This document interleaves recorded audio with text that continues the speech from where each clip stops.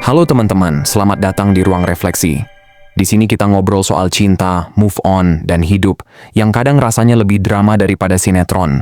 Kalau kamu lagi susah lepas dari mantan, santai aja. Kamu nggak sendirian. Yuk, kita bahas bareng-bareng. Hari ini saya punya sebuah konsep yang penting banget, terutama buat kamu yang masih susah move on. Kalau ada mantan yang masih nongkrong di kepalamu kayak iklan Shopee tiap 12.12, atau kamu selalu banding-bandingin orang baru dengan dia, maka video ini pas banget buatmu. Mungkin kamu udah coba cari orang yang lebih baik, tapi gagal terus. Rasanya semua orang baru kayak nasi padang tanpa rendang. Enggak pernah cukup, dan enggak ada yang bisa bikin kamu baper kayak mantanmu dulu. Saya lagi ngomongin dia.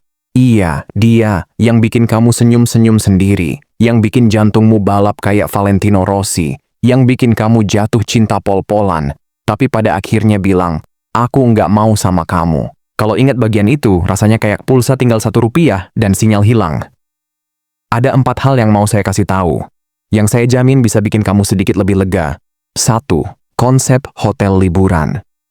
Orang yang bikin kamu mabuk kepayang itu sebenarnya kayak hotel liburan mewah. Anggap aja kayak Four Seasons. Bayangin deh, kamu lagi liburan dan nginep di hotel bintang 5.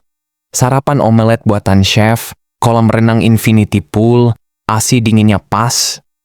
Pokoknya bahagia banget sampai kamu mikir, ya ampun, andai bisa tinggal di sini selamanya. Tapi ya nggak bisa bro, itu cuman liburan.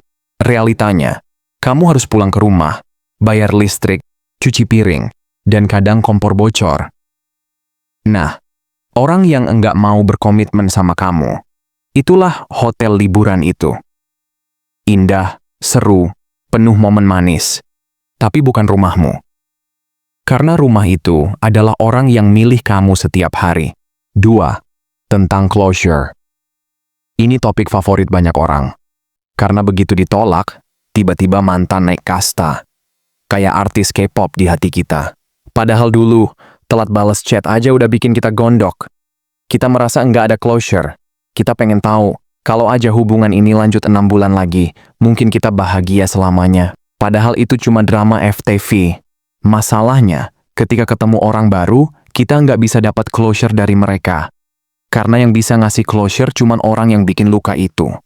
Tapi jujur aja, closure yang sebenarnya adalah dia nggak pilih kamu, berarti dia bukan orangnya. Cinta sejati itu orang yang melihat kamu lengkap. Meski kamu suka kentut di depan kipas, dan tetap bilang, aku pilih kamu. Kalau enggak, ya berarti bukan dia. 3. Fantasi, bagaimana seandainya. Nah, ini penyakit kita semua. Kita suka jadi penulis fiksi terbaik kalau udah soal mantan. Seandainya dia masih sama aku, pasti aku bahagia terus. Tiap hari candlelight dinner, nggak pernah berantem. Yang kita ingat cuman puncak-puncaknya aja.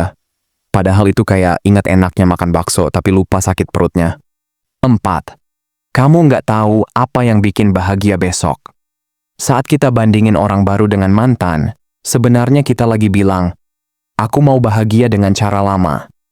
Padahal bisa jadi, ada bentuk kebahagiaan lain yang jauh lebih baik. Mungkin pasangan barumu nggak bikin kamu deg-degan kayak naik roller coaster, tapi dia bisa bikin kamu tenang.